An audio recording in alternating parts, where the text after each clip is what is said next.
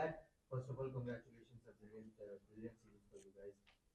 As a team, how much this does this mean to you? And as a captain, do you feel you have completed cricket now? Unfortunately, I've got to keep playing. No, it's yeah, huge win. In the context of this series, as big a series as you're going to play at home. Felt like it was kind of seesawing throughout the whole series. So to finish it, 3-1 to hold the trophy is amazing feeling. And then I think the extra layer is now securing a spot in the World Test Championship final, which was always a huge goal for us, in this cycle. And we've done it. So really satisfied. We'll stay on this side, guys, and then we'll come over. Patrick, just want to ask you, we've had numerous duels with Virat Kohli, on-field duels with Virat Kohli over the years, possibly his last test series in Australia. If you could just say somehow, how has it been competing with Virat in test matches, especially on Australian side? It's always been a wonderful contest. It's always, I think more than just the runs that he brings to the game, there's always a bit of added theatre, which is sometimes good. Sometimes it can roll you off as an opposition, which I'm sure is part of his plans. So it's if we don't get another chance, it's going to be a shame. Always really enjoyed playing with him. He's been one of the star batters for the last decade or so. So if you get his wicket, it goes a long way to winning a game. So it'd be sad if it's his last series. I always enjoyed playing against him. The last time Australia won a series from 1-0 down was the '97 Ashes. Can you sort of say from experience how hard it's been to win the series from 1-0 down? How challenging it was? I think being a 5 Test match series, it helps. But as you saw with the Gabbies, do start thinking anything can happen. And then MCG goes down the last hour. You do feel like you might play really well and not have a series win to show for it. I think as well, when you start a series behind, a lot of things get questioned. Things fairly and unfairly. But again, I think it shows a strength of the group to kind of stay strong, know that we weren't at our best, but we can be better, not get caught up in a lot of the external noise and clutter, and just focus on what makes us good players and a good team. And really, that's one of the most kind of rewarding parts of this series win. And just one on the fact that you've now got 4 trophies in Test cricket. I think Australia have had that since 2008. Just how significant that is. And I guess also being able to do it, I suppose, the right way, obviously, since 2018. I mean, I didn't know that. We'd won kind of everything until half an hour ago. But I mean, that's always the aim. So, one of the things I love most about Test cricket is it challenges in so many different ways. You need more than just 11 players. You need an amazing squad. You need amazing support staff to be able to win everywhere in the world. And I think that's what we've been able to do. Some amazing series in England, won the World Test Championship in England, but also some of those subcontinent tours, throughout the years. So I think that consistency over a few years to do that with a very similar squad has been massive. That's it was quite an incredible moment. It's like Steve Smith getting out 1 run shy of the 10,000. I know that sort of the win is the bigger picture, but like if you could, how was he sort of coming into the shed? So I guess that would have been a huge moment for him in front of his own crowd. Yeah, the nervous 9990s. He was, I think he's, wanting to win the game. I was kind of hiding at the front, so I didn't see too much, but I think we all knew kind of what we're playing for and how big it was. So I dare say more so the moment of, wanting to be that match winner, being there at the end and not getting the opportunity, probably more so than the personal milestone. It would have been nice for him to get it at the SCG. I'm coming over this way, guys, so just hold it. Pat, you touched on fair question, unfair question. Are you able to elaborate on what you think from the fair and unfair things that question about the first Test work?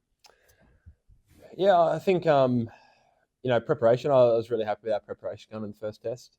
I think if you don't play well, that gets questioned. But if you do play well, people just forget about that. I think team unity. We were for the most part, we're always really good. This summer we've been awesome. The group's been really tight and very honest, and knew that we weren't at our best. So, a couple of those things that play out inevitably when you lose, that happens. But again, I think, things like we weren't at our best. That's fair. But as I said, before, I think overcoming that and staying strong is easier, said than done. Pat, Bo Webster goes from being on the fringes throughout the whole series and gets to go in the final test. What do you make of his contribution in this test? And hitting the winning runs too much. What was that like in the moments after you guys were in? Yeah, Bo was huge this test. I think he's one of those quintessential all-rounders where you feel like they're going to contribute in every facet of the game. That's what he does for Tasmania. I'm here. And he proved that, this test match, really important overs, thought he bowled beautifully, some great catches, and two really important knocks. So he just feels like he always is involved with the game. He couldn't have had a better debut. I think he was right beside Scotty as player of the match. Pat, congratulations. Pat, just one last question. Can you just tell us what happened after that third test? What changed? Because off the field there were a lot of things written about you, your team, the form of the players, manners, everyone. There were a lot of questions about off field and on field things. What happened? Because after that you guys were always ahead. We know Brisbane, where Brisbane was going if it was a full game. So can you talk us through that? What happened after? I think more importantly, it's what you don't change. Of course, after a loss like that, you reassess where you're at. But we're really happy with how most of the guys were going. Thought we had a bad week, but thought our game plans, methods, selection, all that was pretty much where we wanted it to be. But maybe our execution was a little bit off. So as you said, each individual kind of had a few things to work on. Marsh worked so hard and wanted to change the way he wanted to approach the game.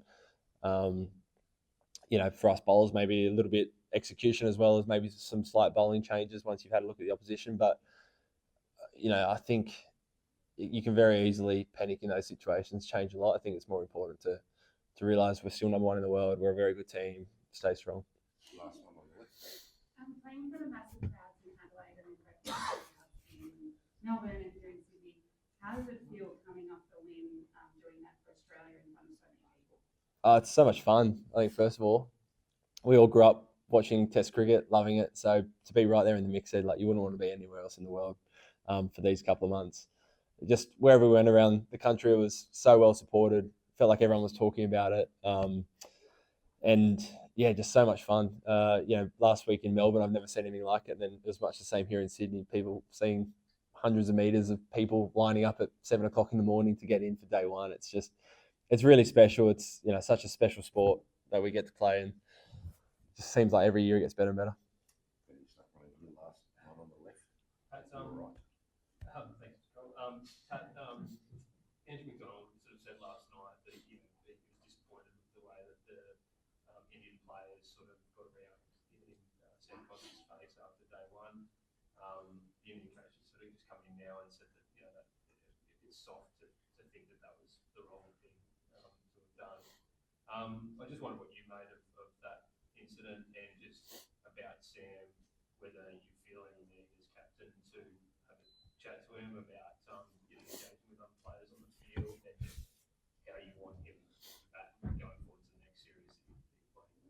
Yeah, I mean, I think first of all, obviously ICC and Andy Pycroft set the rules and set the punishments. We saw that in Melbourne with Virat, 20%. That's what they thought. So it doesn't really matter what we think. They set the rules. So obviously that's the standard that they're happy with. I think in regards to Sam, I think I've been really impressed with how he's gone about it. I think people mistake a bit of confidence with bullying or abuse. You're allowed to walk around with your shoulders puffed back and play a few cricket shots. I don't think that's illegal, but some people really take offence to that and want to kind of put him back in his place. So for us, it's always just, and we say the same to all our players, is just bring yourself every day. Be yourself. Go about it how you think represents yourself the best and how you want to play. And I think he's been really good this series. He's stood up for himself when he's needed to. Okay, right time. How much Bumrah's absence was a factor in England's victory? Could it have been a little more closer had Bumrah been fit to go?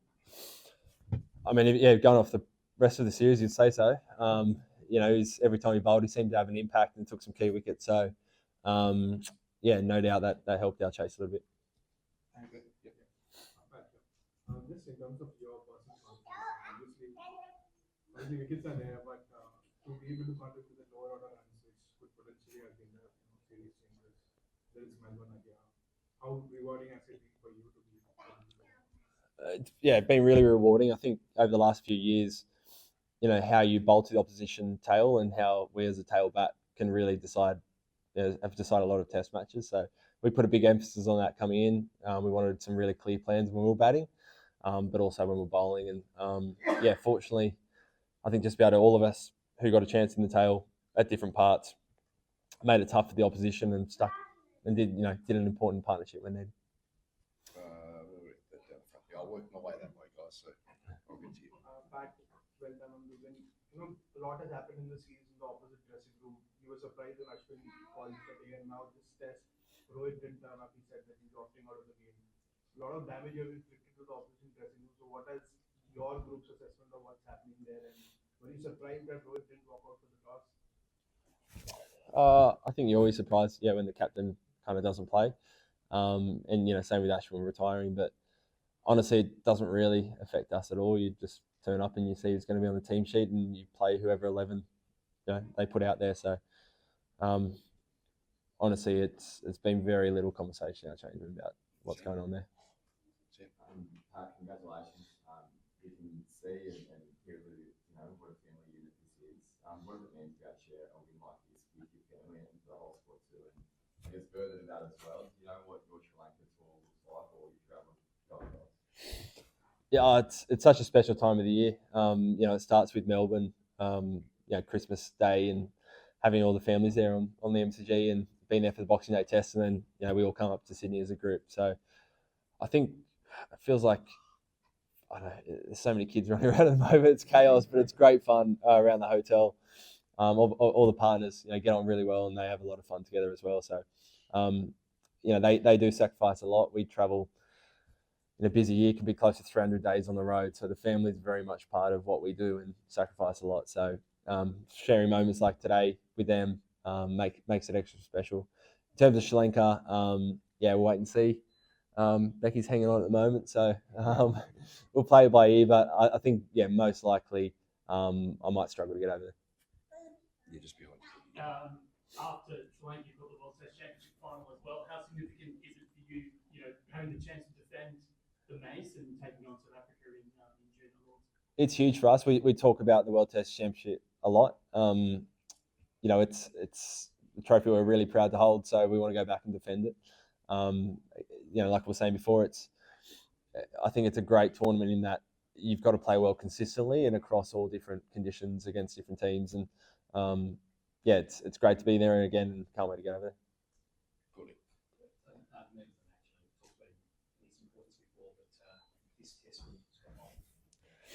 Oh, he's just so good, Scotty. I love him.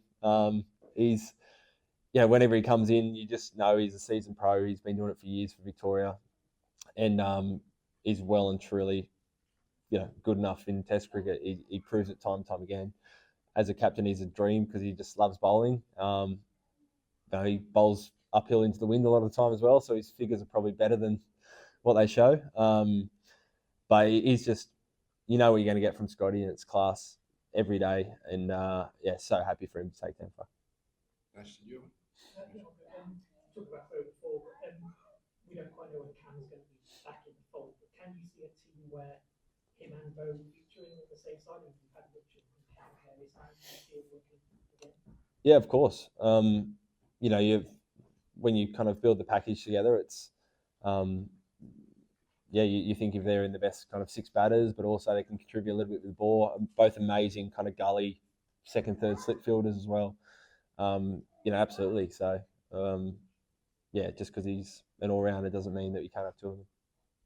Remember? I just wondering what your thoughts on the pitch were, and were you slightly conflicted looking at it as a last bowler and also as a captain who's driven up in the series? It's very different to any other SCG pitch I've seen. Had a lot of bounce and obviously a lot of grass and seed movement. I think it was. I probably prefer that to a flat, slow one that fizzled out to a draw. But it was definitely spicy. So yeah, I think it's the same for both teams. I really like that the roundsmen try to put a lot of life into it. At times, it's probably doing a lot, but I think I'd much prefer Test cricket to be like that rather than fill out to boring draws. I think you need insight into what which Starc had to do to get up to this game, and also himself trying to fight on the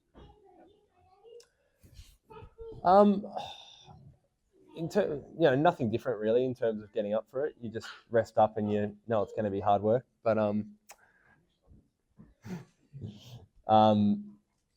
But you know you're going to be fine. To be honest, probably a bit sorer than I thought it was going to be that day 1 or 2. And Mitch is a bit the same. I was feeling all right until I had to bowl and put the bowling shoes on. But again, I had a really good lead into the summer, so I actually felt like for the first 4 tests I was as fresh as I've ever been for Test cricket. And this one, after I bowled, a bit sorer than normal, but just tired. Nothing to be worried about. So one last push and it's fine. For you, when there's a WTC final, of course, but as a captain, you're one really everything. What's your motivation going to be going forward? Do you see yourself as a responsibility to have some kind of a succession at some point? And how does it feel to have a talk at the press conference? It's such a, what do you think? Yeah, I think, first of all, I just absolutely love what I do. So, that's probably the biggest driver in wanting to play Test cricket and work with this team and support staff, and I absolutely love everything about it. It's so much fun. So if I could keep doing it for a little while, even better. I think sorry, what was the second part of that? Succession. Yeah, you always talk about it. Absolutely. We've got obviously 2 vice captains in the team. We've had 3 debutants this series. You're always balancing between kind of the here and now, but also you've got a bit of an eye to the future. So they're conversations that we always have. I don't think there's any point in doing things just for the sake of it. So those can play out over the next few years, but of course we're always thinking about that. And then it's great having Albs and Becky. They're gone now, but it's again being able to bring them on tour and once the Test match finishes, go back to just being a full-time dad and husband. Even a better job than being a Test captain. Love it. So I feel very lucky. Right. I was just going to ask about Albie's fashion being better than yours. Just again on captaincy, 5 Test match series, you've done a few of these now. The series scoreline says 3-1, but it's probably closer than that. So how much do you grow as a captain in the last 8 or 9 weeks? I don't know about the last 8 or 9 weeks. I think you definitely draw experience from past Ashes series or big series. I think probably one of the most important things is managing your resources throughout a 5 Test match series. So that's managing your bowlers' workload, but also your energy. Making sure you're not kind of riding the waves too much, and have a really strong process and try to stick to that for the 5 Test matches. I think over this course of series, you get to look at their opposition, so maybe your plans change a little bit. You get a bit of a feel of the kind of the tempo, and you try and maybe tweak that. I'd say they're probably the things I think about most over the course of 5 match series. Scotty. Just looking at Fighters, I want to talk about him this summer and his returns. What do you make of him today? Did it sort of show his value and worth to the team, the way he was able to hold that chase together when it's falling around him? Sort of, how much more can you see him like just really push around? Yeah, I felt very comfortable when he was out there batting. He looked so assured. I think Aussies, we said it with Nathan McSweeney as well. It's literally doesn't get any harder than opening batting on these pitches against a quality bowling attack. It's the hardest job in cricket, and I thought he looked really good at times. Sometimes he got some really good balls. I think he looks like he's batting as well as any other time. So probably overall didn't get the runs he would have liked, but you get innings like today where he just shows his maturity and experience is so valuable. So, yeah, who knows? You know, I know he always says age is just a number. So, took some good catches in the field as well, still moving all right. So, yeah, no end date from our end. See, as long as he's still scoring some runs.